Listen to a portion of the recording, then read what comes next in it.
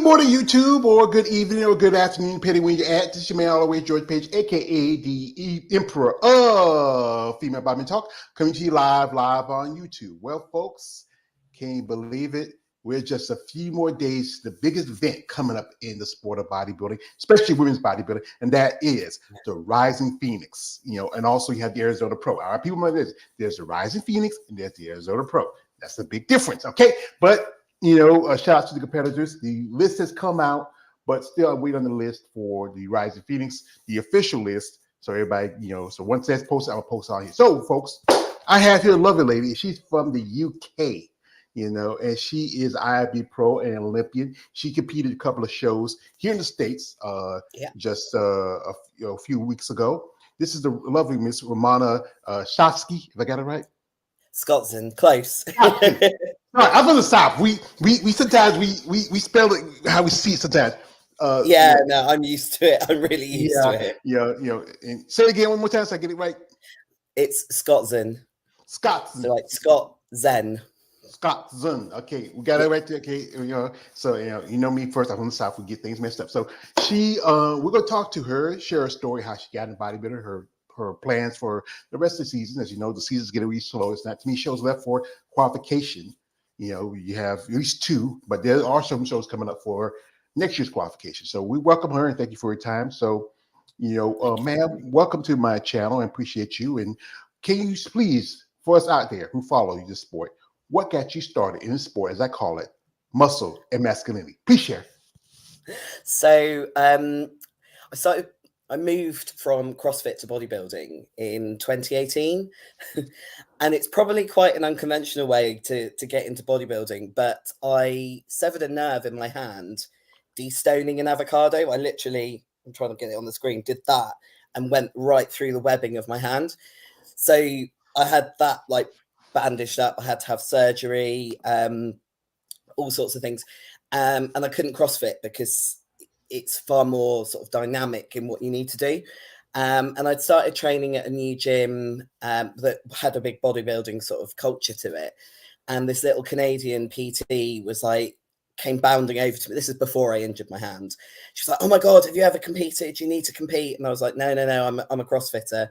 And after I injured my hand, I had, I think it was 6 weeks off work, and I got bored. And I was just like, do you know what? Let's do it. So it was, I think, the 27th of June 2018. I started my first 12-week prep for a smaller federation in the UK. Stepped on stage and just loved it. Had no idea what I was doing, no idea how to pose, no idea that I had to do a routine. But I loved being on stage, and it just kind of snowballed from there. I did a couple more amateur shows, and then obviously the lockdown happened, but I managed to turn pro in lockdown year at one of the few shows that they did manage to put on in the UK. And that was in figure. And then I've just loved it since then, really. Yeah, that's good because CrossFit's a very popular sport. I know some ladies who either transition from that sport or to that sport, and not just only CrossFit. There's CrossFit ladies who've done powerlifting, track and field. It's a long list because sometimes, especially as an athlete, you want to maybe find something else that interests you, and and bodybuilding, it's been around for a long time. When most people think about bodybuilding, think about two people. It's like Arnold Schwarzenegger and Lou Ferrigno. But there's so many great people and legends that you were at the Linda Murray show. Yes, I was. This was like a couple years ago. He had another show. She had one point. She had like 3 shows. She had Atlanta. She had Savannah. She had one in Virginia, which was the Norfolk. I went to Savannah in 2022, and I got to see her. I didn't get to talk to her because I know she was busy, but it was great to be there and meeting some of these ladies. So now, what was that like your first time competing? Coming from CrossFit all the way to bodybuilding. The thing I liked about bodybuilding was with CrossFit, your sort of performance is on the day. Yeah, that's the same with bodybuilding, but the hard work is done before. I don't know if you're frozen.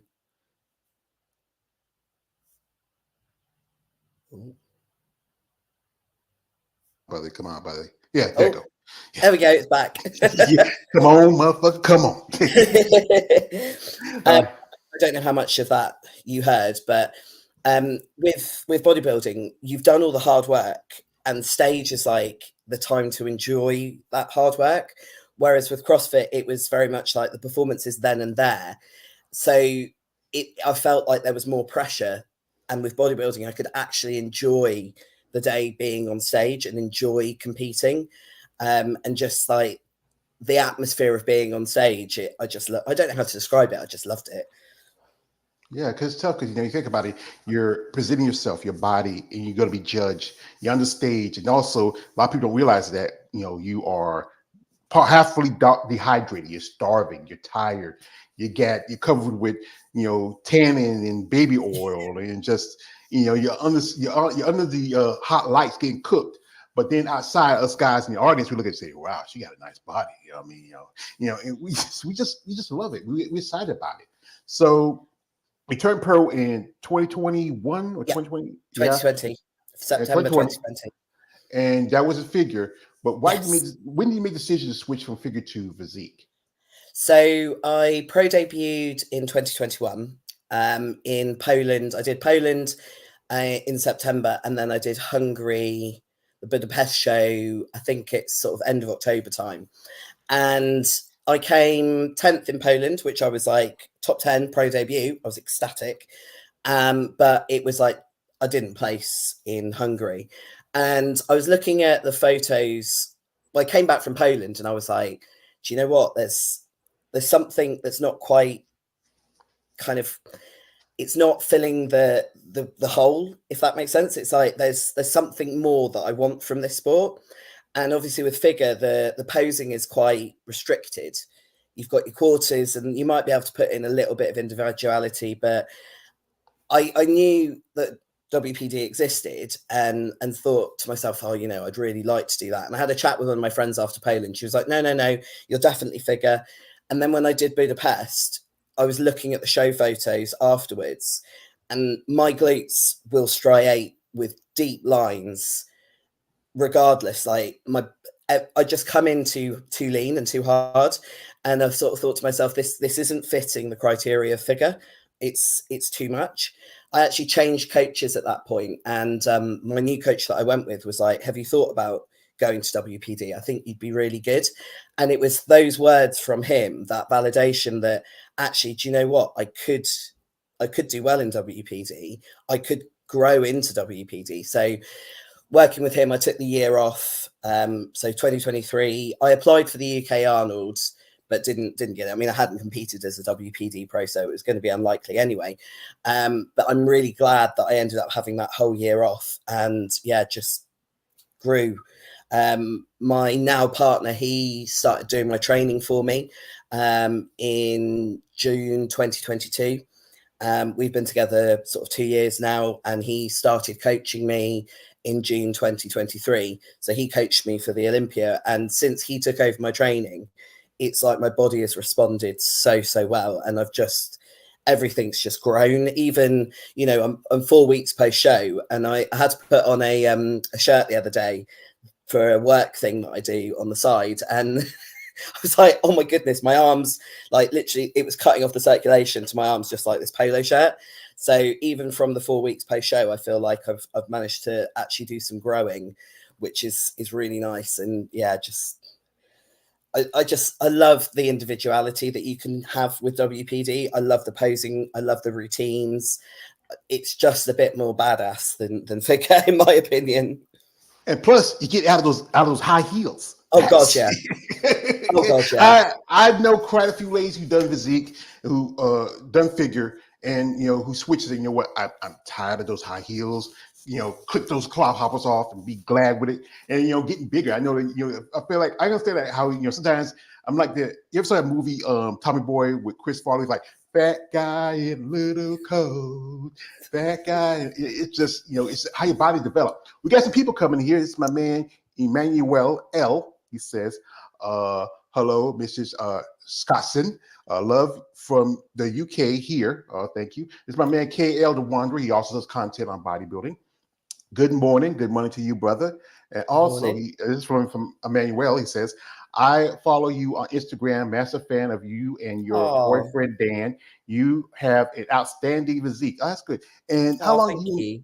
As you mentioned, Dan, he's your partner. He's supposed to be. See, I'm from the country. We don't call no man, no woman our partner. We call you're my man, my woman. That's just me. I'm old fashioned, you know. But how long you and Dan been together?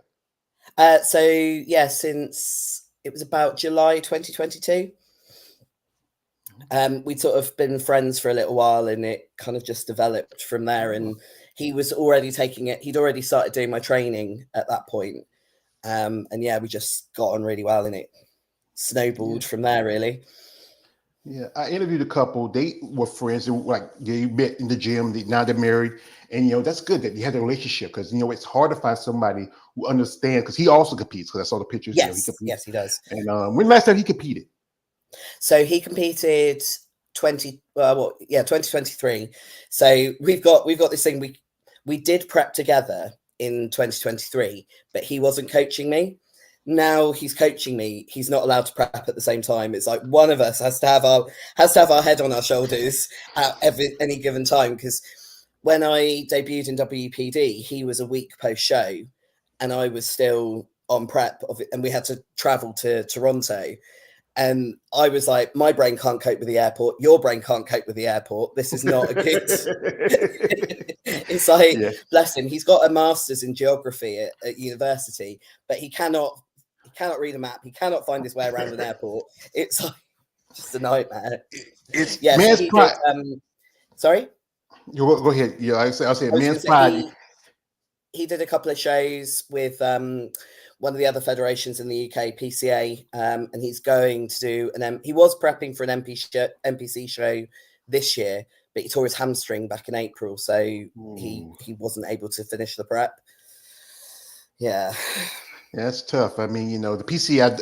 I interviewed a couple of ladies that compete in PCA because for a long time, I didn't think being a bodybuilding fan, other than NPC and IFBB, I didn't think that many. But I've competed. I've talked to ladies in the OCB, PCA. A couple other federations that are really starting to really get a little attention, but everybody knows the big dog is always going to be the NPC and IFBB because everybody wants to get to Olympia. That's the big stage. You've been to Olympia, and that was you didn't get the shot at Toronto, but then you did Imperial. What was that feeling when they told you you were going to Olympia? It was all a bit. It was a bit of an odd time because those that have sort of followed me, I struggled last year with PTSD from the ambulance service. So I was actually in the midst of those acute symptoms whilst I was competing in Toronto and Empro. So I was like this anxious ball of mess. But as soon as I get on stage, that anxiety, the feelings that I had would disappear, and I could just enjoy being on stage and enjoy doing my routine. But at the same time, it was like I was so emotional. Wait.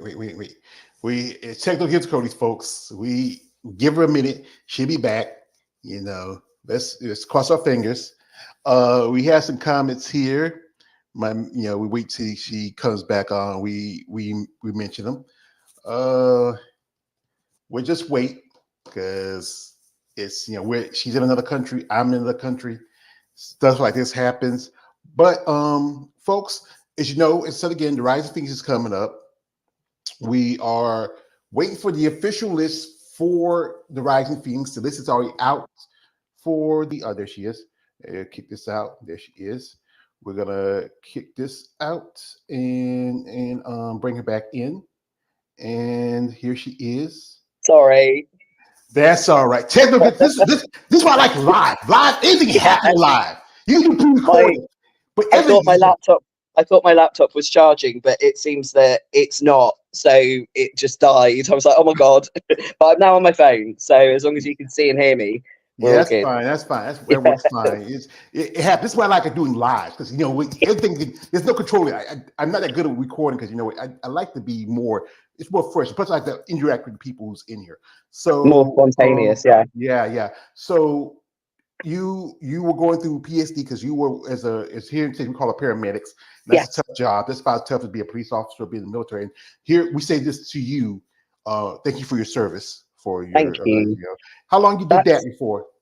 Oh God. So I started in the ambulance service in 2005 as an EMT.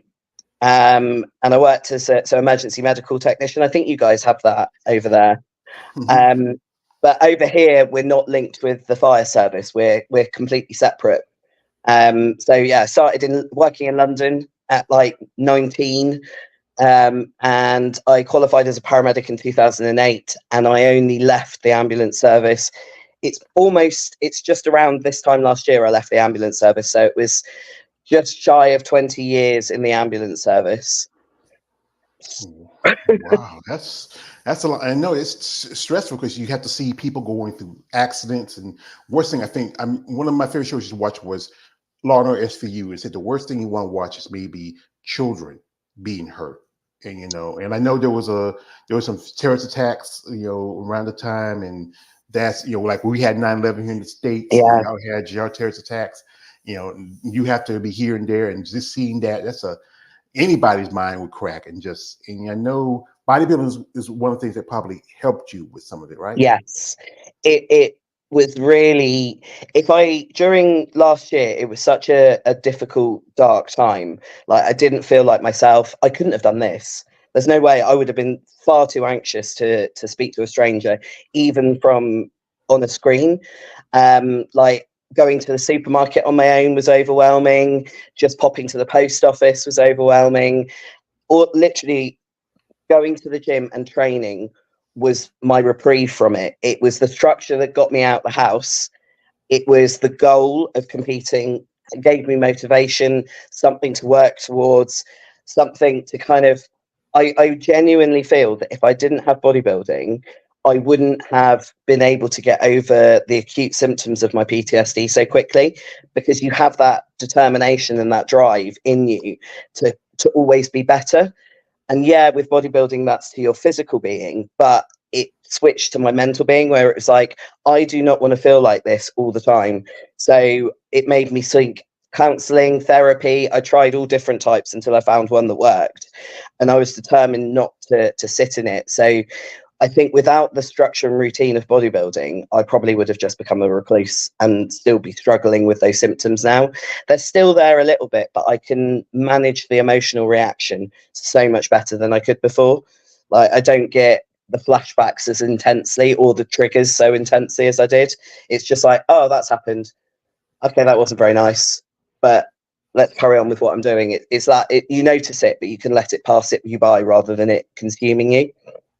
Yeah, I can understand, because it's tough, because the stress of doing what you had to do, and then this bodybuilding has this regimen, this consistency. It helps a lot of people. This is like the gym was their therapy, especially during the pandemic when gyms were shut down. It was tough. I know it's tough for you in the UK. It's tough for us in the States. I used to go to gym a little bit, but I'm getting a little old now. I can't. My bones are catching up to me. I got bad knees like Stone Cold Steve Austin. Yeah. But it's good that you found that they helped you with and also Dan being your corner like that. Yes. I mean, this is, as my other guy like to say it, what doesn't make you stranger makes you stronger. Exactly. Oh, and Ramona, before I leave, I want to tell you something. You are beautiful. Oh, thank you. I gotta, he has to calm down with that. I mean, I have personalities too. We have a comment here from my man KL. He says, there is no such thing as friends between men and women, especially if they later become a couple. Well, it can be, but then, it can get, it can change and evolve. That's how it is. It did, yeah. It was definitely a friendship to start off with. We lived 6 hours away from each other, but then he came down for a holiday in Devon and never left, basically. Yeah. Till we moved back to his place. That's good. Now, after, like I said, we were back to after everything's kind of, we were talking about that feeling after you got your Olympia qualification. What was that like for you?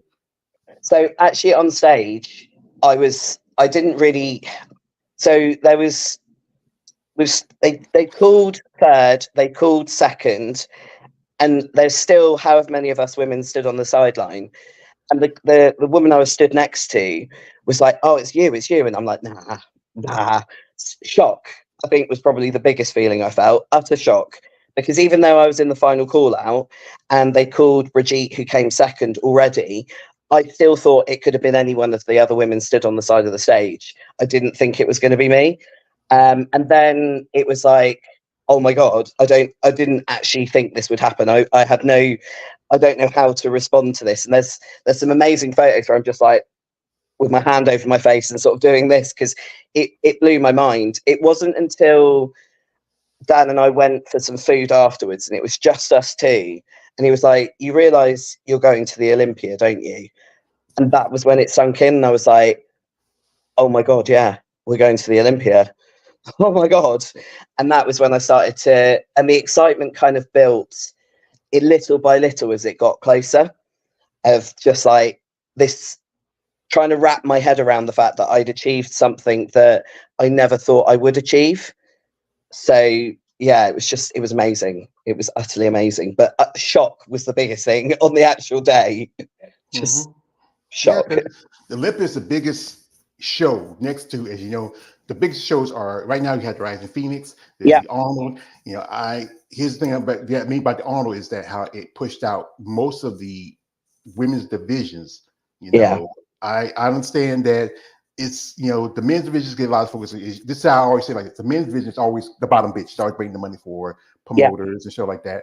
The division that gets the most attention now is wellness and bikini, because, excuse my French, this is what it is. They're the tits and ass division. Yeah. But you ladies in figure and in you know, fitness is still there. I give it that credit because it's one of the second oldest divisions. But women's bodybuilding, physique, and figure, y'all ladies, you should be fairly represented just in any show. I mean, but this is just me. Like I said, I'm a fan of Arnold. You should watch his movies. I don't know the studs and that kind of, but just his politics, when it comes down to this, I'm just not a fan of. Yeah, it is really difficult having somebody that is so iconic. And yeah, I looked up to him during my years as growing up and that sort of thing. But it does sit very differently when it's like you hear some of the comments he makes about the bigger women's divisions, and it's like, but we're allowed to look how we want to look. You may not like it, but there are people that appreciate it. There are people that want to look like it. There are people that want to compete like it. And it's almost, I'm not sure there's any other sport where you would have a competition that would cut out a category of females because it didn't look as the person wanted it to look. I don't think that happens in any other division of sport. Yeah, there's still women's sport is still on the upcoming, but it's essentially it's a form of sexual discrimination, and I really struggle with giving that person my respect still when they don't respect the sport or the division of the sport that I love, both women's physique, figure, and women's bodybuilding. You know, we all of those categories deserve to be able to showcase themselves. And watching, you know, women's physique was at the Arnold UK, and I hadn't competed on the physique stage at that point. And I just remember Anne Moan coming out, and I was just like sat front row pre-judging because you didn't have to buy a seat. You could sit wherever you wanted. And it was just amazing watching them that up close and seeing them there. Yeah. I think it's a real shame that it's not included in more Arnold Classics. Well, you know, it's about this. He's saying it's about the money thing, but if you can put up an extra $200,000 for prize money for Men's Open, that money you could actually, because you know, set up for the prize money and also for the sanction fees for the other three divisions. But you know, fair is not fair. He can still have those divisions at the amateur shows, but you know what those amateurs going to do? And you get, you know, you want to, hey, I want to compete at the Arnold, but I can't. Well, you have the invitation for one thing, but you know, what's the point? We had some comments from my man Emmanuel. He says, question for Romana: is bodybuilding an art form as much as it being a sport to you? So what's bodybuilding to you? To me, it is an art form. Especially through posing. I've never been a dancer, but I really like the ability to express emotion to the music within poses. And my routines, I'm always very conscious of what my face is doing. And I don't want to just present a selection of poses to music. That's what your individual presentation is, really. For me, the routine is where you can actually put a bit of yourself in there and put some emotion in there and try and convey something to the audience when they're watching. And I just love that. And then it's almost like sculpture, because every time you go in the gym, you're thinking about what you're trying to mold on that body part. So yeah, you've got the artistic nature of the routine, but then you've got the actual sculpting of your body of like, right, how do I need to move my body to grow that muscle to make that body part look different, look bigger, to stimulate it. And you're constantly trying to, especially when you're off season and you've got a bit more body fat, you're trying to imagine how that's going to look when you lean down. So it is like a form of sculpture to me, artistic sculpture. Like chisel, like being like a piece of granite, and you Yeah. chiseling all the rough edges, and just you present like you have the body of David or the body of Venus. I mean, you, like I said, as a fan, I look at it as it's an art form, but also it is a sport. Yeah. You have to train, you have to be consistent. That's the one thing about bodybuilding, is that it's consistency is an important part of it. This is I keep saying this. People are outside the sport thinking, all I gotta do is pop some pills and this and that. No, that is not how it works. I was in the local supermarket. You guys in America actually sometimes are quite familiar where we live, because it's right by an American Air Force base. So it's RAF Lakenheath and Mildenhall. Lots of our Uber drivers, when we were in Atlanta, knew exactly where we were, which is strange because it's a tiny little village in the east of England. But I was in my local supermarket, and I had a woman came up to me and she was like, "Oh my God, how do you look like that? What do you do?" And it's like, you can't actually sum it up into a little comment to a stranger. It's like, well, I get out of bed and I eat and I train and I'm in the gym like 4 hours, maybe more if I'm in prep. I have to make sure my sleep's on point, I have to make sure my hydration's on point. There's so much to it. It's not just a case of taking some gear and it all happens. You have to actually work really hard, like you say, consistently, day in, day out, and it be all you do. And I think I love that. Yeah, because a friend told me, so he told me this. I got a friend, he's IB Pro. He told me, like, George, these guys take the same shit I take, but if they don't follow the guidelines, don't follow the diet, don't do the exercises, don't do everything that comforts as a bodybuilder, they're not going to be looking as good as I do. Some guys can look like shit because they don't follow those guidelines. You can't be eating fast food and taking this and that, and you don't follow a proper diet or regimen. We have here comments from a man, KL. He likes the one that says, "How long do you plan on competing?" So, what's the plan? I'm going to be 39 in September, and it's something me and my partner were actually talking about a couple of days ago, because he's 11 years younger than me, but he's been bodybuilding since he was like 14. And he's been using gear since he was, unfortunately, 16. So he's been using it for a really long time. Whereas my bodybuilding career has been really quite short so far. It's like 6 years, and I was natural for the first 3 of those. So there's still a lot I can exploit as far as my potential. I think my body will tell me when it's time to stop before anything else does. As you get older, like you're saying, you start to hurt, things start to ache.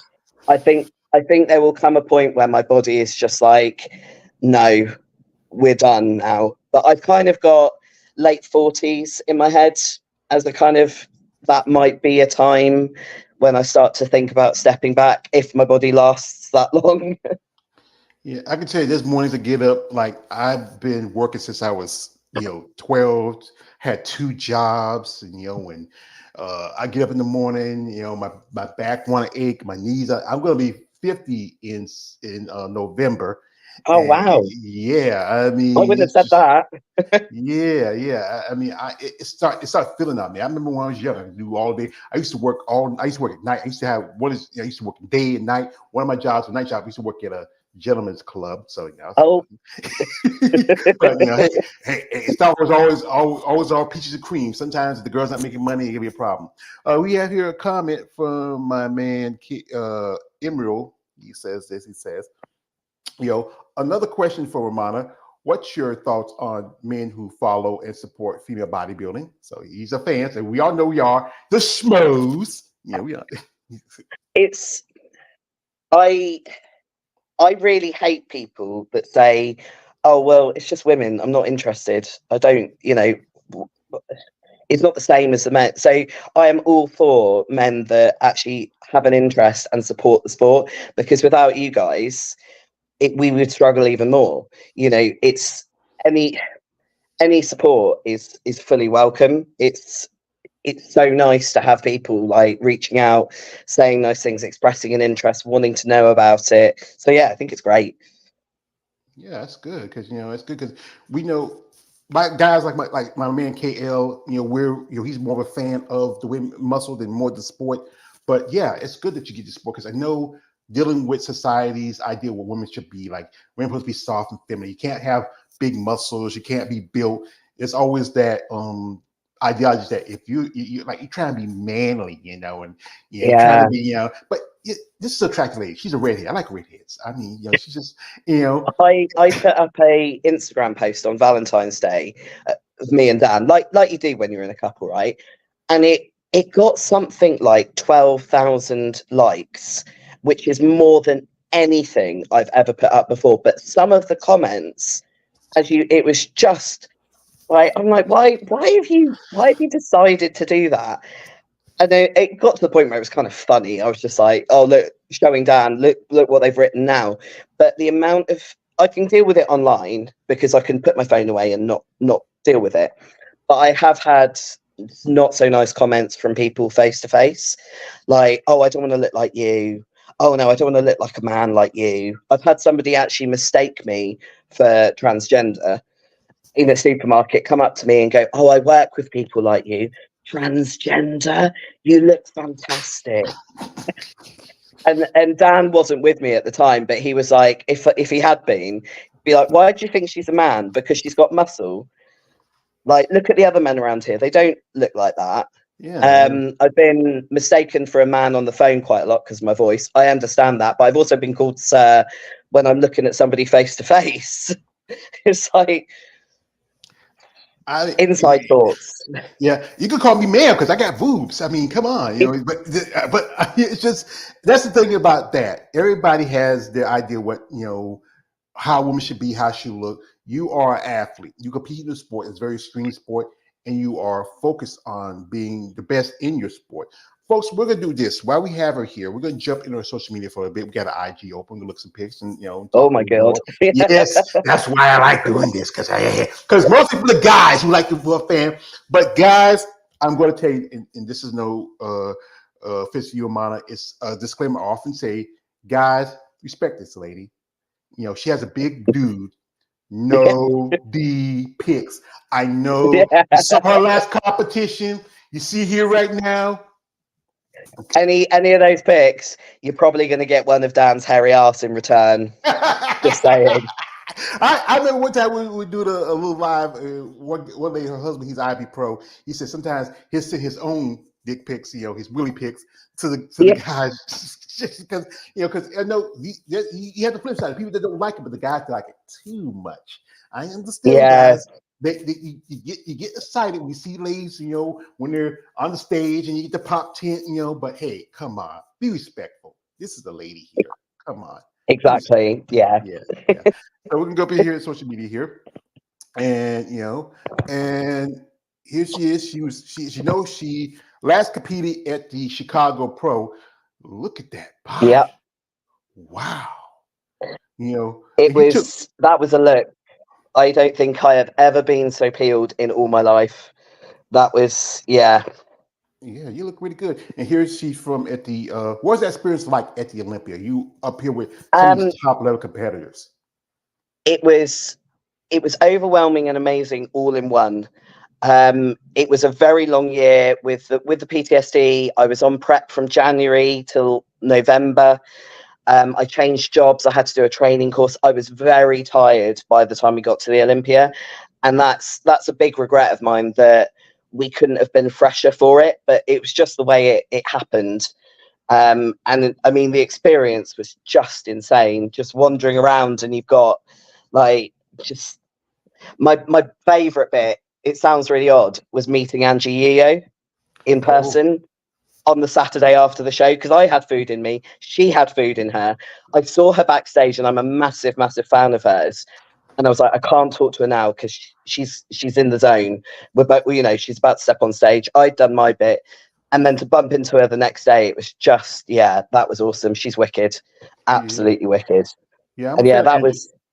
Yeah, I'm a fan of Angela. I think she has a great physique, you know, great body. Yeah. She's very intense. I just saw she did an interview with the Female Bodybuilding channel, but Yeah. I know she's focused because it's peak week and they're getting ready for the Rising Phoenix. You know, impressive. It's like 4 weeks out from the Chicago Pro. Very impressive. No, that was 4 weeks post Chicago, so that was Saturday just gone. Oh, postal. I mean, really good. Yeah. And here's y'all. You do a podcast. It's you and Sister Sarah Bradley. Yeah. She's also Ivy Pro for the UK, and I forgot who's the other lady. Oh, it's Wendy McCready, who's been to the Rising Phoenix quite a few times in her career. You know, I used to talk to her on IG a bit. You know, she's a happily married lady. She's also a coach and a trainer. And she was wicked. We did. I think I was a week out when we did that podcast, but it was such good fun. And yeah, that was just some photos from the Chicago Pro. I'm not sure if so during Atlanta, when I was on stage, something happened to my abs. Ooh. And it turns out I actually strained my obliques and my transverse abdominis. So posing was a real challenge for the last 2 shows. And I actually had to adjust my ab and thigh to kind of mitigate the pain. I was in a lot of pain at Atlanta, backstage and on stage. It was, was not fun. trying to get around that. Yeah, because people realize injury happens, you know, not just in training, but also on stage. Because Missy Trescott, she's making a return after her. Because you were there when she, you were there when she had that fall. I shared a lift with her before stage after tanning. Yeah, I mean, you know, and here you are with your boy Dan. What would y'all? Yeah. What did that thing that you after that show? What was that thing you wanted the most? Romana? What was that thing I was calling you? It's always a burger. Always a burger. Yeah. You know, there's like an ice cream guy. He's smiling there. You know, he gives a little Coke. He actually can't have dairy, so that's lactose free. Bless him. He's got quite a delicate constitution. Yeah, I can tell you, I'm getting to the age now where it's starting to affect me now because you know I don't eat too much cheese, ice cream. I used to love it when I was younger, but now we hit over 40, it starts saying, you know, it starts really messing with you. And here's a video from Chicago. You look really good because I did watch Chicago Pro. It's a good show. You know, Tim Gardner's show is one of the few shows that still have one of the few shows that still have women's bodybuilding and physique. You know, and what was that experience like doing Chicago and Atlanta, other than the injury? So, I mean, to start off with, going to the athlete meet and greet, and you've got Linda Murray giving a speech at Atlanta. That was awesome.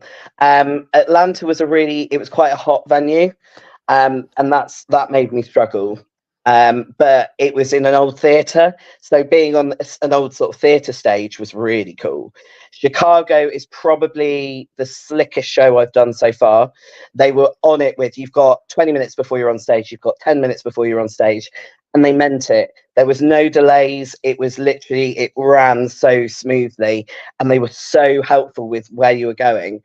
The crowds at both shows, there's a part in my routine where I think you showed it a minute ago where I kind of I push forward and then pull back on my lats and go into a lat spread, and the reaction from the crowds was just amazing. It was like I could hear them reacting to my back because it is like my strongest body part, and that was so cool. That was so cool. But yeah, Atlanta, we think I spilled a little bit because especially that side chest photo, it looked full as a house. We did quite an aggressive carb up for that one, because after I got to the States, I kept dropping weight. So we had to be a bit aggressive, and it just, by the time I got on stage, I just spilled a little bit. But with Chicago, we were much more reserved. I hated Dan, but the look was phenomenal. Yeah. And So that was a really cool little gym in Chicago as well. Yeah. Yeah. So what is your best feature? You say your back is your best feature? Yes. Yeah. And what's the feature you feel like you need to work on the most? I've got my arms, because of the figure background. I never really trained arms very much. I never really got in the groove of training arms. I've never really enjoyed training arms. So they've definitely been a week apart. And that's something I've worked on a lot already in this sort of phase of off season. And quad sweep. Genetically, my quads, they tend to go forwards rather than out to the side. So it does make them look narrower than they actually are. But so I need more quad, need more arms, probably a bit more chest as well. Yeah, like I said, it's a process, because it's good that you're working with Dan. He knows your body, he knows how you work, how you train. And you say you don't like arms. What's your favorite? You like to? What's your favorite? Training when you're working out. What's your favorite training? It's back. It's got to be back. I have such a good connection from it, and I think it's all the years of CrossFit, because if everything's so back dominant in CrossFit, whether you're doing pull-ups, whether you're doing Olympic weightlifting, handstand press-ups, it's all back.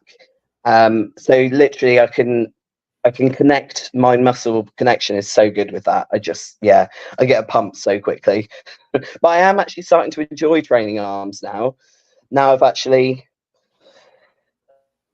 put some effort into it.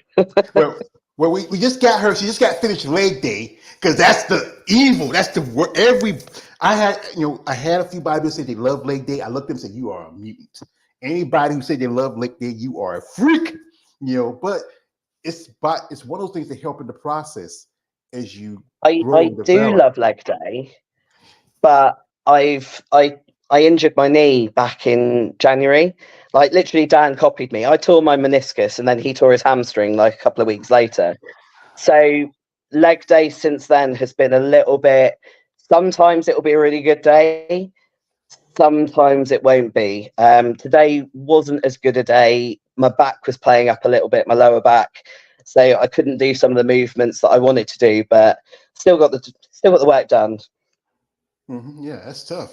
Between the injuries at the when you happen in Atlanta, then this and that. I'm always getting injured. Yeah. I can.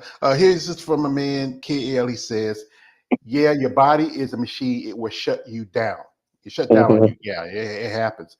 And also, this is from a man, Davis Adams, coming through. Davis says, "Hey, hello, good morning. Good morning. Hey, thank you, brother, coming through." Also, this is from KL. He says, "How long you been bodybuilding for so far?" So she said 6 years. Yeah, 2018. Yes, it's 2018. And also, this is from another. I'm like this. Romana, when I get a new girl in here, these guys are like, "Joe's got a new girl. She's fine as a motherfucker." They get excited. I got all these questions. I can't get to all of them, but I do get the ones I can.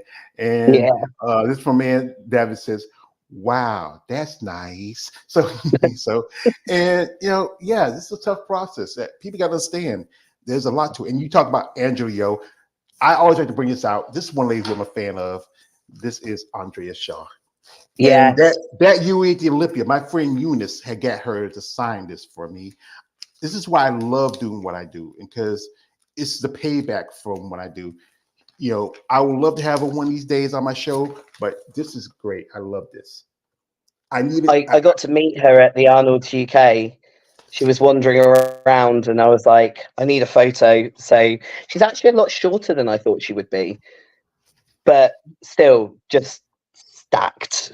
And she was lovely. I was like, "I'm really, really sorry. Can I have a photo, please?" That's the thing. A lot of people don't think that. A lot of you ladies are not that big. Many of you, I think, I have talked to ladies who like maybe get an interview lady. Her name is Aubrey. She's 6 foot tall, 6'2". But generally most ladies are like from 5'5", 5'4". Michaela Acock's like a short. He's 4'11". You were there in Atlanta with her. Yeah. I mean, she's like like Bitty. almost like a little kid. Yeah, itty bitty. But her body's just crazy. She's just peeled. How do you say it? Peeled. Yeah, because she was she did Atlanta as well. So I didn't get the opportunity. I would have loved to have had a chat with her, but we're all kind of in the zone there. But seeing her actually in person, it's like Instagram does not do that physique justice. The detail and the graininess to the skin and the muscle is just next level. But there was I can't remember her name. There was another. She came second to Melissa. Michaela, sorry. She looked phenomenal as well in Atlanta. Salinka Givens. She's Yes. because she's also been doing Rise of Phoenix. I follow Salinka. Yeah. We used to talk a good bit. Her, if she's came just a little tighter, I think she probably could have edged her out because what? Yeah. Sheena Oleg, who I met at Savannah a couple years ago. I interviewed Sheena too. She looked pretty good.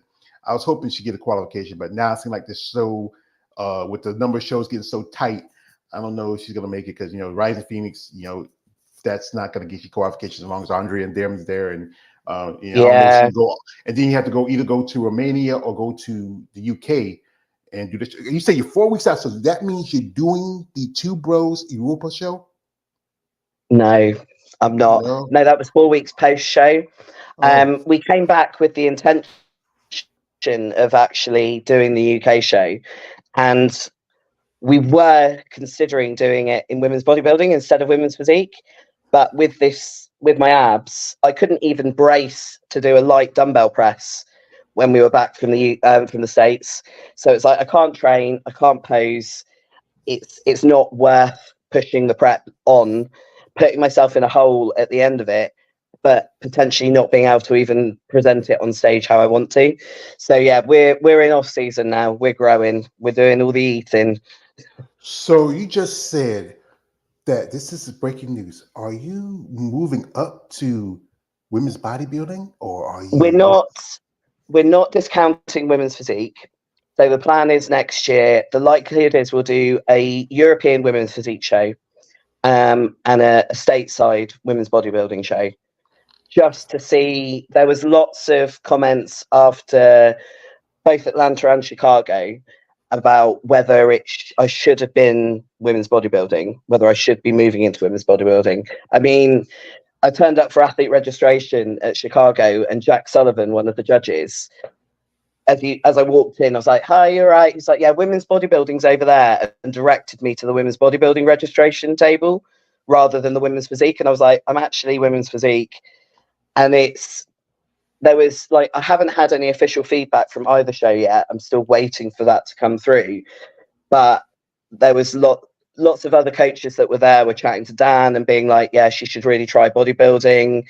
So we're going to give it a whirl, just see how it fits, see how it looks, see how I do, and go from there basically. But we will do both shows next year. All right, yeah, because there's, I mean, yeah, because I think if you look at it now, how women's physique was supposed to be the replacement for women's bodybuilding. You see Ashley Jones, who was figure, who moved up to physique, and now she's going to be going to Olympia as a bodybuilder. Judy Wakefield is one example. Yeah. Sherry Priyami, you were also there with her at Chicago. Who I've been on my channel. She was physique, went on the body. I think she said to me, she was like, "Girl, when are you going to get on the women's bodybuilding stage?" Sherry's a great lady. She's a cool lady. She was wicked. Yeah. I asked for a photo with her and we were chatting, and her husband actually had to say, "Cherry, there's other people wanting photos with you." Like we were just chatting away. Oh yeah, Chris. That's Chris. That's amazing. He's a cool dad too. But it's just, if you look at how the divisions now, it's evolving, and like I just saw a young lady. Her name is Manon. She's French Canadian. She's from Canada. She is going after the Olympia, when she does figure, she switched over to physique. And I think if you look at now some of the women in figure division, like yourself, who was figure, the guidelines are changing. They don't really sit down and say, okay, let's set the guidelines where we separate the two divisions, where you're seeing women in physique doing figure, and you're seeing women in physique doing women's body. It's just they just need to sit down and say, you know what? I know the issues because of the controversy of being too muscular, being not feminine enough, and all that other stuff. But you look at people like Andrea Shaw, you look at people like Christina Mendoza, you look at there are some very beautiful women, you know. But as, you know, as athletes, you grow and develop. You can't stick in a division where you don't score as well, because you took 5th place in both Atlanta and Chicago. You probably would have been maybe 2nd or 3rd if you did women's bodybuilding at that shows. It's almost like the judges have sat down, had a conversation, outlined the criteria, that they've almost forgot to press send on the email that goes out to all the athletes, because it did just feel like the condition I brought was the condition we brought to the Olympia, but it was better than that. And it's almost like they weren't looking for that level of condition. The other top 4 were not as lean as I was at Chicago.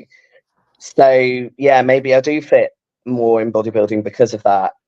I don't know. The only way we can find out is by stepping on that stage and seeing how I actually fare in women's bodybuilding, and it's exciting because I love the posing. Yeah, you can do more the more like especially since you get the wide back, you do the front lat spread because it's too muscular for physique. That's, you know. But I've seen I always physique, put that in my routine anyway, and I do it in my individual presentation.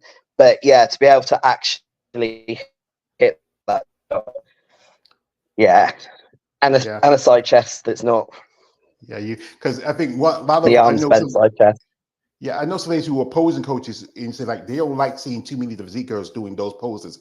If you want to do that, go to women's bodybuilding. We have here a comment from a man, KL. He's a hater. He hates me. I can't hate no more. Says George is corny now, showing that book. Frame it for Pete's sake. Hey, brother. I love this book. I sleep with it and I call it George. So, you know, don't be a hater because you can't do what I do. You know, hate you no more. Also, this is from a man, KL. He says, I respect women who like leg day. It means they have beautiful legs to look at. yeah, I know. But yeah, you got to train them. Yeah, you got to train them. That's the thing. You can't be on stage. You look like you have this massive body, but then you have skinny legs. It just doesn't look right. Be men's physique otherwise. Yeah, need to put some boardies on. Yeah. So as this is about this sport, people don't understand this sport is very because expensive. Especially for y'all women, because your boyfriend, all you got to do is put on a pair of banana hammocks or board shorts and put on some tanning. That's it. But you ladies, everything is a cost. Like between your suits, hair, makeup, everything. And you say you tired from being permitted. What are you doing now? So I'm an online coach, so I do both competitive and lifestyle coaching. I do posing coaching as well, but more interestingly, I work for a private blood work company called Eval over in the UK. It's run by a guy called Dave Crossland, who some of your followers may have heard of before. He did a big project in the UK called Under Construction, where he was pushing up to 400 pounds. So he runs this company called Eval, and it's about harm reduction within the bodybuilding community and promoting people to get their blood work done. So I take blood samples for them. I go to exhibitions with them, and we do work on booths where we take blood samples, and I'm starting to do a bit of blood work analysis, actually reading the reports and writing the reports as well. Because of my medical background, I can do that as well. So it's kind of, I suppose I've got lots of different little things going on that kind of that bring some income. But we're very, very lucky that we live on Dan's parents' farm, so we don't have the expense of a lot of living costs that a lot of people have. We're very lucky. We've also got our own gym, which is awesome. That's good because those things save expenses because going to a gym, pay Dan's your coach, you have to worry about paying for a coach, or you still have a opposing coach because that's important. This the thing is that sponsorship does help. Are you sponsored or everything's on your shoulder? I've got bikini sponsor. I've been working with her since 2019, and she sponsored me for my pro debut and has been ever since. She's amazing, Miss Bikini Fitness. She's from Glasgow in Scotland, and I literally just say to her, you decide. You like my suit for both Chicago and Atlanta and the Olympia. I didn't pick the colours. She just created them for me, and they were amazing. So that's a massive weight off my shoulders as far as costs go. I work with a company called Full Bore over in the UK, who are a supplement company, and I do posing education for them, and I get an athlete allowance from them, and another up and coming company called Engineered Muscle in the UK as well. So they do a lot of sort of support products, L-carnitine, that sort of thing. So yeah, I've got. They're not the big sponsorship. They've supported me amazing, and they do really help. So that, yeah, just little bits and bits, really. Nothing. We're having this is the thing about technology, folks. You know, we give a moment, we get it to come back. I was 60 comments. I got a bunch of comments. Here we go. Yeah.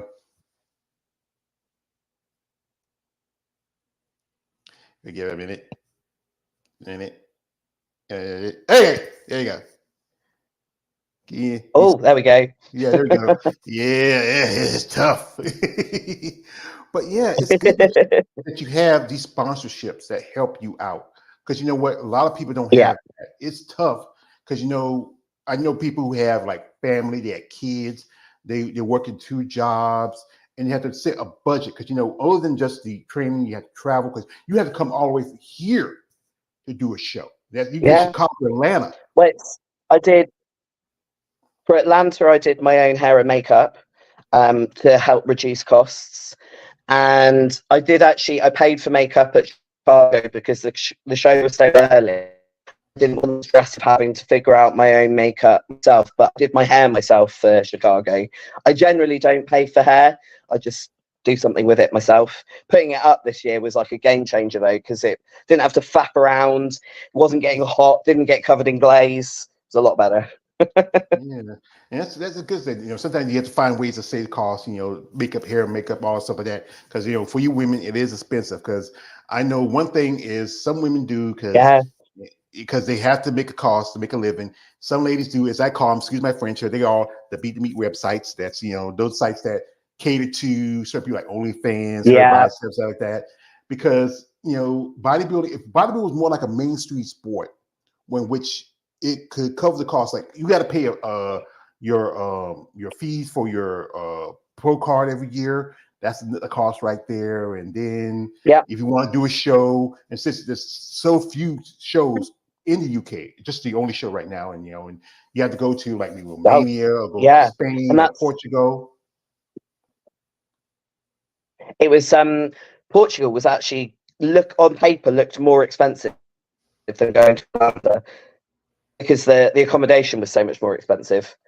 You know, credit to the women that do their OnlyFans and that sort of thing.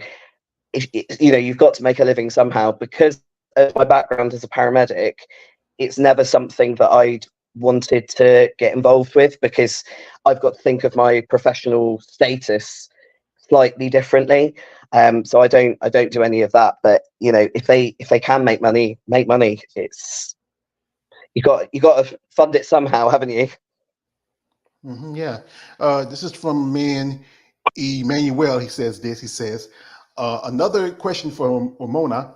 Do you think women's bodybuilding is you know, fantasized or overly sexualized at the certain times? Like, you know, as you know, there is you know, like anything, it's almost sexualized. Even the guys, like your boyfriend could be, because I know guys who are in men's open, say like they get, you know, propositions from guys who are come say come sa. He gets you them. know, He gets them. Yeah. I think there's a fine line, and it's really hard to know where that line is as an athlete. And sometimes you'll think that somebody's intentions are one thing, and then before you know it, you've got a dick pic on your Instagram. So it is really hard. If I get any comments on my page, I try and be polite. I'll respond in some way, shape, or form. But ultimately, as far as I'm concerned, I appreciate that people find it attractive and they do find it, sexy in some ways. But I'm an athlete, just like a sprinter is, just like a football player is, just like a skier is. We're all athletes. It's just my competition floor means I get on stage wearing not very much at all. So it's going to happen, but it's just how to. I think people have to be mindful about what they say and how, if they are being kind of appropriate in a social media forum, I guess. I don't know if that really answers the question. It's just my opinion on it, I guess. Yeah, because you work at a professional job and you don't want to sometimes get fit. Because I know I interviewed a lady, she just got pro card. She works with the postal service here in Arizona, and also she works with the union where she they file grievances and stuff like that. And you want to be careful because because some people can take that and use it against you, and then also your family, how they feel about it. You as your competitor. Obviously Dan and his family are massively supportive. They are great. My parents are separated, divorced when I was like 4.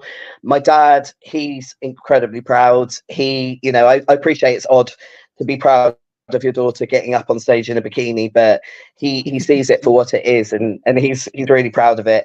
My mum, she's of the opinion that women shouldn't have muscles, and muscles on women is disgusting. So that is really hard to hear that from somebody that you love, about something that you love and about the way you look. It's kind of the pink elephant in the room. We don't talk about it. She knew I was in the States. She knew I was competing. She asked how I did. I told her. That was the end of the conversation. I saw her actually last week, and she was like, "What was the best bit about being in America?" And I was like, "Well, competing, obviously." And she was just like, "Oh." And that was the end of the conversation. We just don't talk about it. It's the way we get around it. It is sad because she misses out on a lot. Like when I'm dieting, I just don't see her. It's easier to not see her when I'm in a dieted state. But it's the choice she's chosen to make by not supporting what I want to do. So just got to crack on with it. That's tough because you know what? My mother, she's been gone about 4 years this past summer. Oh, I'm sorry. And my parents were together for 55 years, even though my dad lived in New Jersey for 30 of it, while we still down here with mom. And they're, and it's good. Family bonds is the most important to you. Like, I have my brothers and sisters, my nieces and nephews. I love them, but a mother's love is always, you want, your dad, for a girl, your father is always going to love you. You're his girl. That's your first man you ever loved. That's good. He supports you. For us boys, is our mom. That's the first one we ever loved. It's good when we have support of a family. You got your mom. She set her ways. There's nothing you can do about it. Exactly. But if bit by bit she's more, maybe one day she might sneak in and come to the show. Just say, that's my daughter. That's my daughter up there. Yeah. She's proud of you. There's always the hope. There's always the hope. I showed her a video of, I think it was the routine I did for Empro, and I wasn't in the bikini. It was just when I put up on Instagram in shorts and a top, and she was still like, "Oh no, oh no, oh no!" And I'm trying to explain to her that it's dancing. She's in her 70s. It's that generation. I can't change her. There's no point butting heads over it. I've just got to be like, she doesn't appreciate it. She doesn't understand it. She doesn't want to talk about it. Life's easier if we just don't. It's not that. Just say like, hi, sweetheart. How you doing? How you doing today? That's about it. Yeah. That's tough. I have to hear all about her golf that I really don't care about. But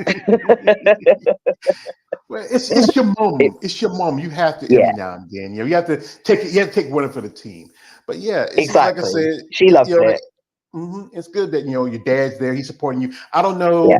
Some dads, especially when you're doing figure, you wearing high heels. Some dads don't like the little girls in high heels on stages. Where my other job used to work at. But it's good to support. But I don't know. Sometimes you might have a guy say, "Who's that redhead with the wow?" Yeah. I say, hey, that's my daughter. Oh wow, yeah. You have genetics, sir. Wow. We get here a comment from my man. My man KLA. He says, he's sick. He says, I like your physique. I'm going to restrain myself from sending dick pics. Well, we've He's a already said clown. what's going to happen. He's a clown. And also, this is from, he said, this says, how many photo shoots you do like in your year, or who do you work with in terms of photography? So like I said, you are not doing photography, but when you were in Atlanta, I know a guy, his name is Glenn. He runs his own Amazon Fitness magazine. He does photo sessions. Also, Annie Vecchio, who I met also in Savannah, she does Muscle Angels. Would you ever think about working Yeah, with somebody whenever you get a chance to? I've done a couple of shoots in a gym setting where they filmed me training and filmed me posing, and I'm totally happy to do that sort of thing. But for me personally, doing sort of underwear shoots, that sort of thing, isn't something that, to me, it's that crossing that line between athlete. It doesn't mean that I judge anyone that does choose to do that. They rock, they look amazing. It's just something that I don't want to do. I mean, to put it in perspective, when I was working as a paramedic, we had to have this talk from our social media team, really, about what we put on social media.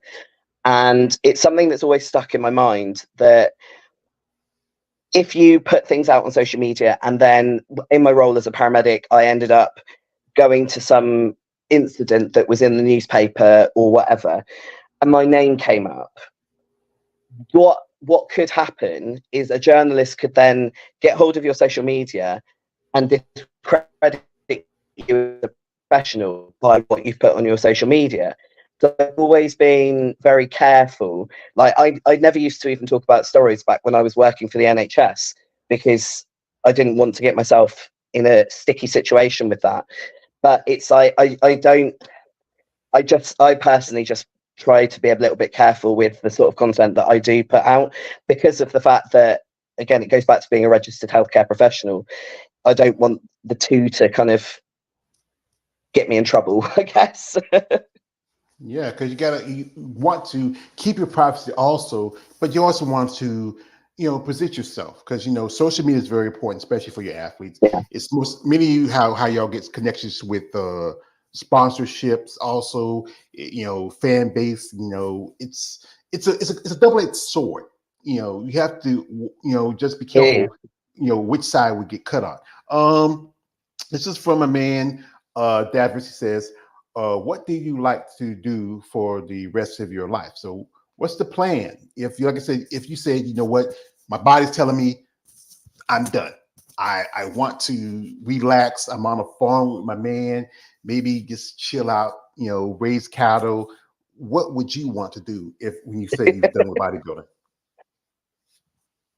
One of the big things that we've talked about is, once we're done with bodybuilding, is we'd love to open up a public gym, like an actual bodybuilding gym, and then just live vicariously through the members, basically.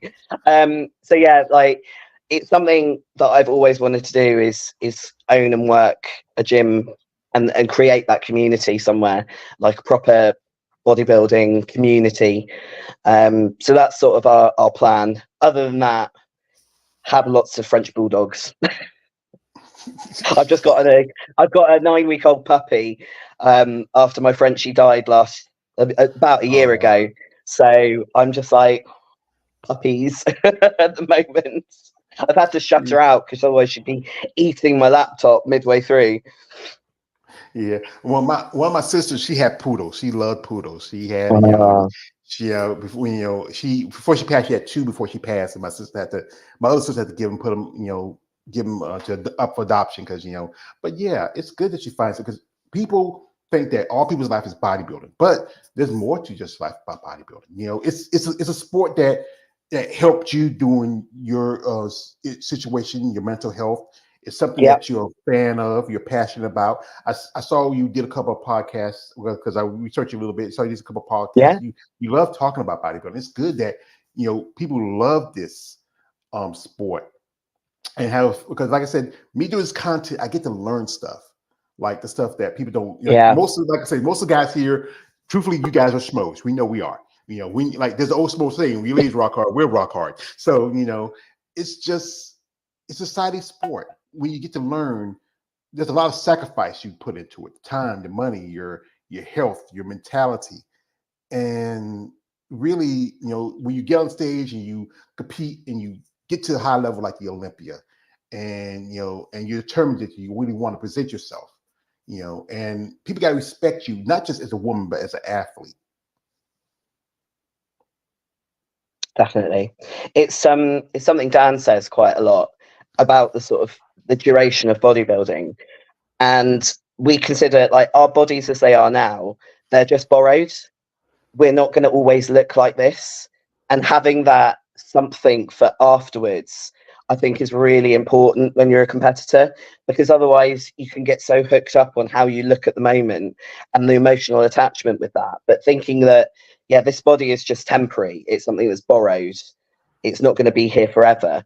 And thinking beyond bodybuilding, it kind of helps have that plan in place, I think, because otherwise it can be difficult when you're, even to going from a dieted phase to an off-season phase. I'm already like, oh, I feel so puffy compared to 4 weeks ago when I was healed. But you can't live like that.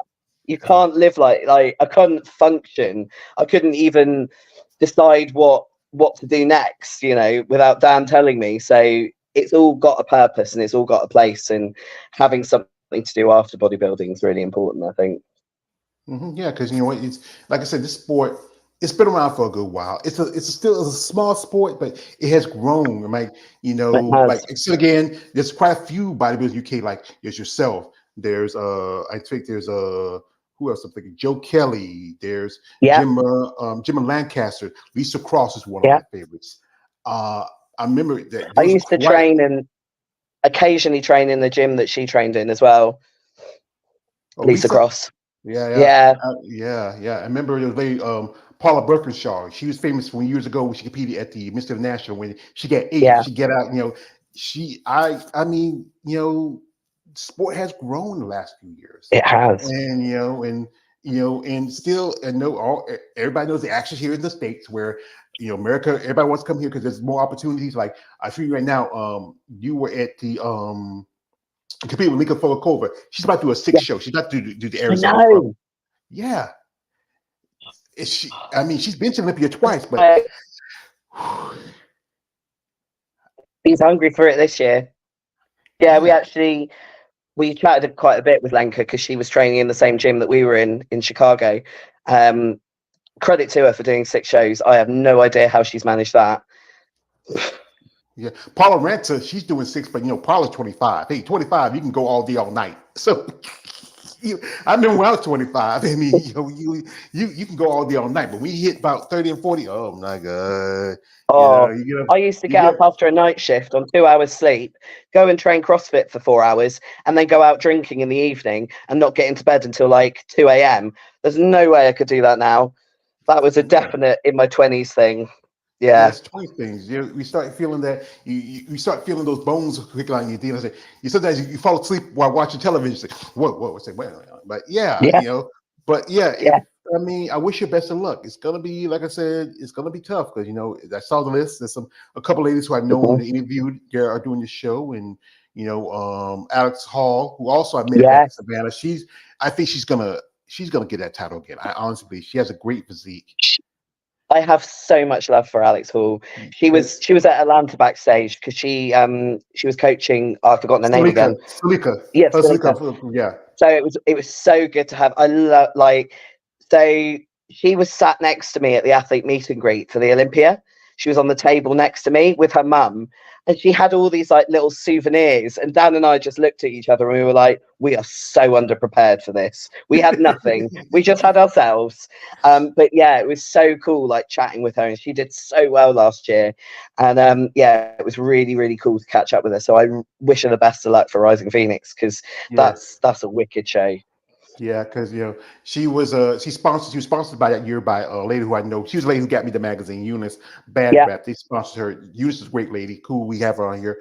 But yeah, I mean, this is from my man Davis. As my man KL, he says there are not that many bodybuilders in the UK for the women. I hear how do you socialize with other women like yourself? Yeah, because So right now where I live, I'm kind of in the middle of nowhere. There's not really many people around. But when I was down south coast of the UK, Sarah Bradley was quite not that far away. So we trained together a few times. We used to do a podcast together. We still do this other podcast together. She's been to my house a few times. We're actually planning with the woman that runs the Beyond Conditioning podcast that I do with Sarah Bradley. The episode we had Wendy on, her name's Sarah Parker. It gets very confusing because you've got Sarah and then you've got Sarah, but we're all planning on meeting up. I think the biggest time to socialize is going to shows. Like, even though I'm not doing the UK show, we're probably gonna go. I say probably because it's my birthday on the 14th, so Dan might surprise me with some trip somewhere. I don't know. Otherwise, it will be a trip down to Heathrow to watch some bodybuilding. But yeah, going to shows, that's when we see our people. That's when we get to see the people that are into the same thing. Otherwise, it's just kind of me and Dan rocking around with the dogs most of the time. Yeah, it's quite a sheltered life. Yeah, I live in a little pool dope middle of nowhere. We got one stoplight and a couple of stores, and that's about it. Yeah, because it's hard. Like when I finally got to be my first bodybuilder, it was like about a few years ago. I went to the event. My man Glenn, he had his magazine debut, and I met some ladies and some ladies I talked to and on social media and do interviews with, and it's just experience. I'm planning on, because my oldest niece, he lives in Atlanta. Yeah. And when I missed my train to get back to back home, he drove me back home to North Carolina. I appreciate that. Shout out to my niece Marlena. And I'm planning on maybe going to Atlanta next year and staying with her, because it's changing the cost of getting a motel, and going to another show, because I always want to, because I have ladies say, "Hey, George, you ever come?" But I live on disability. I don't get much every month, and I got a car. I gotta get out of the shop. Yeah, not cheap, is it? Yeah, it's not. But I would like to go see, maybe see some of these ladies have, interviewed ladies have become fans of. I would love to see. I'm telling you, this is my dream. My dream is to see Andrea one day, just to meet her. Yeah. I'm sorry. I feel like I'm obsessed with her. I just love her. She's so beautiful. Amazing. Yeah, and I got a problem. This is my brother, Mr. Big Keith Williams. He has hair on my girl. I don't know why. We talked about this yesterday. I don't know why I keep this picture. It motivates me to determine to be her someday. But he has hands on my girl. You see me just say, George, I've seen you just Keith. You said this came on me jealous. You know how I get. All right, no man touches my woman. But I'm sorry, Romana. I'm sorry. I can't help myself. Sometimes that other guy comes out. He's like a dog chasing cars. You don't know what to do if he gets one. He just likes, he's chaos. We boys, yeah. I'm sorry. What? I just knocked my phone over. She'll be back, because live, folks. We're live. We'll get it back in a minute. Get it. This is why I enjoy doing the interview, especially live. Stuff happens. I can probably record the interview. Here she goes. There she goes. Give her a second. Takes a second. Get a second. There she goes. There you go. Yeah. That's why I knocked my phone over and hit the leave button by accident, I think. It happens like this. Oh, this is from a man, Davros. He says, "Don't you dare, damn it, George, heel." They try to keep me in check. I'm obsessed about Andrea. I just can't help it. This is what I said. I'm just a muscle person that loves buff chicks. So but I think you ladies, I really respect what y'all do, and it's tough being an athlete in the sport, to do what you do, the time you got to put in, the money you got to put into, this sport. I think, like I said again, if you look at it, bodybuilding needs more recognition. Definitely. Also, prize makers, the Texas Pro, that 15K. There's no Zumba's going to win that show. There was no question about that. But Oh, definitely. yeah, but I wish there was a little bit more opportunities, especially financially for you ladies. I mean, those, like I said, you think about it, if you do a show and the prize money was $10,000, that would be enough to take care of your costs and your trips, everything else. Even if you get like top 5, you get $4,000 because at the I think Anna, she took her home like 2,500, and then after that, then she did Chicago, and that's another $2,000-3,000, and Wellness at Chicago was 4K, was 4,000. Yeah, because they're sponsored by Wolfpack. That's the problem is there's no one really sponsoring. Like you had Jake Wood, what he was doing for women's bodybuilding with the Wings of Strength, and I gotta say, anytime I say Jake's name, yo Jake, I want that money, I want that gun. That's from my training day from Tuesday, Washington. That's Jake's name. But yeah, if there's more people that will step up, promoters giving opportunities for women's bodybuilding and physique, sponsorships could help out. Little things, especially for y'all ladies, women's bodybuilding in total is, makes up most of the divisions. There was, Chicago, Atlanta, Tampa, Texas. They were all stacked WPD shows, like more competitors than bikini, arguably, at those shows. I'm not entirely sure the numbers of bikini, but I know at Chicago and Atlanta, there was more women's physique competitors than there was bikini. That's quite unusual. Yeah, to have 20 plus women on stage. I think it was the one of the shows nearly had 30 women. I think it was for women's physique, and then I think it was like almost 30 for figure, and I think it was like maybe a little over 15 for wellness and bikini. But like I said, might have been Atlanta because there was a lot of figure competitors and there was 26 WPD competitors. Yeah, because I think the thing is, because I think that's by the time when y'all ladies start getting really ready and getting into condition, because early this year you had the Triple O Dynasty. There was like a few women here.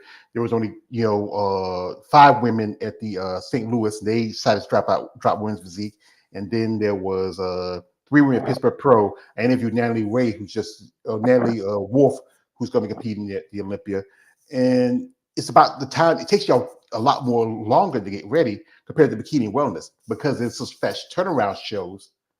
Then it's easy to put them out. That's why there's like 50 to 100 bikini and men's opens and classic shows where only a handful. Even though we do have still more shows, because there's at least about 4 more qualifiers after this year for the Olympia, where women's bodybuilding only have 2.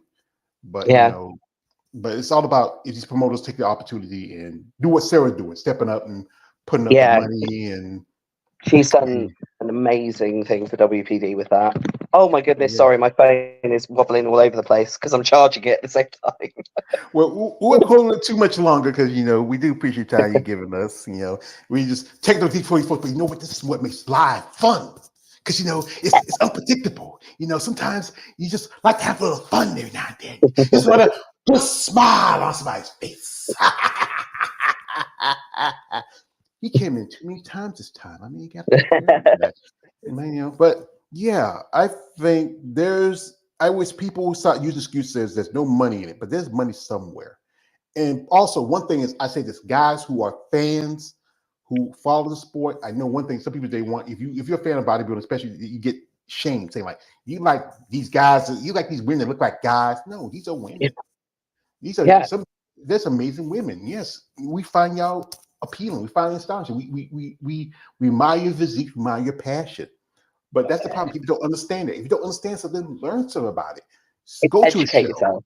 Yeah, you'll find out that there's a lot to the sport, not just wearing a posing suit and going on stage. The training, the time you put in, the sacrifice, the food, everything. There's so much to this sport. And I think people need education. It's so easy to point at bodybuilding because the whole thing with steroids like that, but it's not just steroids, it's other stuff they use. But there's more of growth hormones used in sports like football, basketball, boxing. A boxer got busted for taking some kind of a ped. he gets suspended. It's prevalent in other sports, but it's so easy to pick on bodybuilding. It is. Yeah, it's like we're open, we talk about it, but you look at other sports over the course of history, and there's still athletes that have been done, and I think that's part of it. You're classified as a cheat because they are cheating, because they're meant to be natural and they're using performance enhancers. And I don't know whether that stigma then carries on over to bodybuilding, but it's not cheating in our sport because everyone's on the same playing field. Unless if you want to say natural, you've got your natural federations, but I don't know if that kind of mindset stigma kind of converts over from the fact that it is cheating to bodybuilding. When you consider like athletics, people have got done year after year after year for doping, and it rightly so, perceived badly. And then I don't know, like I say, I think that mindset just carries on over to bodybuilding. I know within healthcare in the UK, bodybuilders do get stigmatized a lot by healthcare professionals because they are steroid users and almost deprived of healthcare, whereas an alcoholic or a drug addict would get healthcare. A steroid, oh no, you need to stop going to the gym, you need to stop doing all of that before we can treat you. Well, that's not right. Yeah, because I know people. I figure some y'all be fitness ashamed of being fit, but that's your choice. It's not when you're drinking. I've had family members who have been drunk or been on drugs. You're killing your body. Actually, you're killing your body. But we are like, if you're not, even Bible can be harmful to the extreme. But if you follow proper guidelines, if you manage your diet, you manage how you work out, it can be a healthy lifestyle. It's exactly. I know ladies who are in their 50s and 60s, and you wouldn't think they were that old because they've been doing this for a long time because it helped them. Like ladies who started. I know a lady who got to when she was 55 years old. She's 62. She's about to do another show in a few weeks, and it's just about your choice. And if you're not the type of person that doesn't have the mentality to understand what's put into it and how you work, then you should say nothing about it. Mind your business. Exactly. Yeah. So this is a question I want to ask you. What would you want out of bodybuilding as a whole? I want to go to the Olympia again without feeling so fatigued from a diet so I can actually enjoy the process. And I want it to be in Vegas just because, but bodybuilding for me, I've always wanted to be good at something. I've tried so many sports growing up: athletics, swimming, hockey, like field hockey. We don't do the ice hockey thing over here, lacking in ice. CrossFit, all these different types of sports, and I've found something that I'm actually kind of good at, and that to me it's just amazing to be able to be a professional within a sport that I'm also so passionate about. But it's kind of that, it just feeling like I belong as well. Bodybuilding's given me that. So as for what else I'd want from bodybuilding, getting to go to the Olympia again would be amazing, but it's already kind of given me so much already that I can't put it on the spot like that. I can't think of something, I'd want this or I want that other than to go back to the Olympia. Yeah, I know that's the big show I want to go back to, but like say you want to take your time recovery during your off season, I think you could go depending on what show you hit. You say you want to try out Physique one more time, you might come over to bodybuilding. Welcome, we can use you here. We love it's like we get new women bodybuilders like fresh meat, another one on the pile. So it's just great when we hear that people love that division because it was a division that, as you know, this is my favorite from my favorite movie, Batman Begins, when Liam Neeson's Henry Cott said to Bruce Wayne, "You want to take your enemy, you walk behind them and stab them in the heart." And that what I did. But what Jake Wood and Wayne Springs did, brought it back. What people like Andrea Shaw and Angela Yo, and these ladies are really keeping it going, you know, and Ashley Jones, you know. I'm going to watch the Rise Phoenix. I'm going to do a critique of it afterwards. I mean, on my podcast I do with Multi Talk Mondays. But yeah, it's a great opportunity because, you know, and I think some people need to take that chance. Don't use that excuse as I don't want to feel like feminine, but hey, as your body grow and develop, you've seen women from figure go into women's physique. You've seen physique competitors go into women's bodybuilding. You've seen, you know, I got a friend, she was doing physique and bodybuilding at one point, but now she's doing wellness. But it's about how you develop and grow as an athlete and where you fit at. You know, not everybody's you can't, like I said, you can't keep shoving a round peg in a square hole. Exactly. And I kind of feel like I don't really know where I fit at the moment. So the only option is to do both and see what happens. Yeah. So anyway, folks, we don't hold too long. We do appreciate the time she gave us. You know, she's charging her phone. We have these technical difficulties, but this is fun about I am due a meal quite shortly, but it's not. She got to feed the machine. So this is what I say. You can see my energy's just sort of doing that a little bit. Yeah, we need food. But this is what I say like this. This is what I say to people out there who are followers, just who listen to my channel, who follows me, support these ladies. Please, we need it. Give, you know, sponsorship helps. But guys, don't be this guy like this. Hey, Romana, I saw your interview. You're a cute little firecracker. So if I do something for you, no. You'll just get Dan instead. Just hand the phone. Have some fun. Go on. No, I get Dan. Sorry, but this is what you said.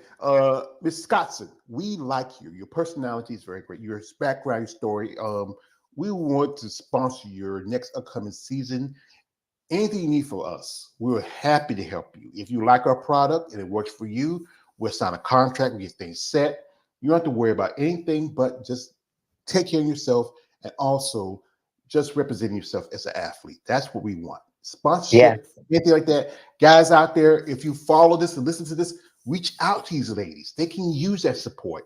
We don't need the weird guys. Because, you know, I know you guys, I said again, I know you guys, when you see these ladies on the stage, you got to remember, they're tired, they're hot, they got to do, they're training for almost a year just to be on the stage for about 2 or 3 minutes.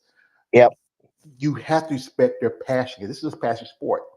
This is not a sport where you make a lot of money unless you are the top, even the 1% don't make as much money. If you're like the Sarah, well, Sarah's a rich man's wife, you know, you're Natalia or you're Andrea or you're whoever was the top competitor in the show. These things that we need to recognize, you know, these athletes for.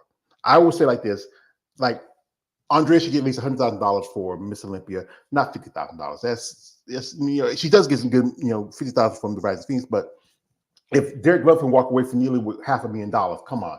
I know women's sports and men's sports are not equal, but at least, you know. It's 2024. They should be equal. Let's be honest. Like we've got equality in other avenues of society. If you can afford to throw that much money at one male bodybuilder, dilute it down. Just shave off 10 grand. Give it to another couple of categories. Boost their prize money. You're not going to get. Sport's not going to get more popular if you don't give it the recognition, put it out there, and you also don't attract people to compete in it. And if you've got the option to compete and get a lot of prize money versus a little bit of prize money, what are you going to do? I think that's why there's people moving around categories so much as well. Yeah, I think especially and with Physique, y'all so stacked that sometimes someone would get you know, lost in the shuffle, so they want to go to a place where they could probably, you know, like, you know, be more opportunities for them, especially for Olympic qualification. Because we, like I said, Julia Wesso's is going to be her second time going to Olympia. This is going to be Julia. She's wicked. Yeah. She I don't know how she's got on with it, but she contacted me whilst I was in Atlanta asking me to do her routine, which I was like mind blown. So yeah, I'll be watching Rising Phoenix to see that as well. Yeah. I was supposed to do an interview with her last year, but then I had a situation, I had to go in the hospital and she wasn't well, was she? No, it was me. It was me. I Oh, had to go you? to the Sorry. hospital. Yeah, I had to go to the hospital. I had a little situation. Oh no. Yeah, I see my cardiologist. He saw something and he had to see me to the hospital. So yeah, I posted that interview before, but we never got back with each other. But but yeah, Romana, I really appreciate your time. I mean, right now she's frozen, but I can still hear her. But but I do appreciate the time you've given me. And Thank you so much for asking me to come on. It's been really, really good fun. Yeah, that's what I do. I try to make my interviews informative and also fun. Because sometimes I have a lady say, "This is my first time. I'm a little nervous." Just stay calm. Take it. Yeah. I'll keep everything respectful, but also have a little fun too. Yeah. So that helps. It breaks the mold a little bit. But yeah, I hope you do well in the upcoming year. Maybe take this time to recover. Hope we do see you. Maybe you might try to do Atlanta. If you do Atlanta again, maybe I get to meet you. We may well. I'm not sure. We haven't looked at that far ahead yet. It's just like, let's do some eating and see where we go from there. It all kind of hinges as well. If there's a UK show next year, that will dictate a lot of. If there's a UK show, then that will dictate a lot of when I start prep and that sort of thing. Because it makes sense to do a show in the UK if there is one. It's just gutting I can't do it this year. Yeah, because I know Two Bros. It was actually the Impro show was in Spain, but Two Bros took it over and brought it over to the UK. And that was thanks to them because they gave another show for women's bodybuilding. Because there's only like maybe 2 more qualifications left for women's bodybuilding. That's the Leopolda show and also the show in the UK. And then after that, the seasons are wrapped and everything's left is going to be qualification for next year. And I think it's going to be a rush. But Romana, I really appreciate the time you've given me. I thank you. I wish you best of luck. I hope Dan also. Yeah, don't ever say thank you. My favorite quote is from my movie Batman Begins. So he says, when Jim Gordon said to Batman, says, "I forgot to thank you," and Batman turned around and says, "You never have to," because this is why I do this. Give y'all ladies a voice that people they understand what it takes to be an athlete in the sport. And you share your stories and let people understand that you're a lovely lady. Like I said, I love redheads. You're just so much a fiery redhead, and you have a personality about yourself. I think you can go far. If not in women's bodybuilding, whatever you do in life. We shall see. Well, Depends how much I can eat. yeah, that's the thing. You got to stuff it down. You got to stuff it down.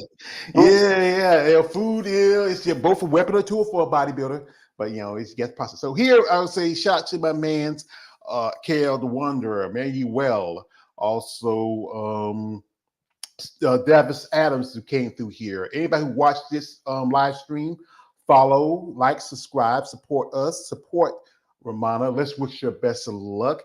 We can use more bodies, and so this is one thing. If we get more women coming over from Physique to women's bodybuilding, that means maybe promoters will add to some of their shows. Yeah. So we shall see. We shall see. Let's cross the fingers. Well, thank you, man. Appreciate it. Best of luck to you. Say hello to Dan. Tell him best of luck to him. Tell best of luck to him. And also, folks, if you want to follow Romana, her social media link is in the description of this live stream. If you want to support her, reach out to her with your interest. If you're a sponsor, whatever else like that. But guys, I'm going to tell you right now. I saw Dan. Dan's a big dude.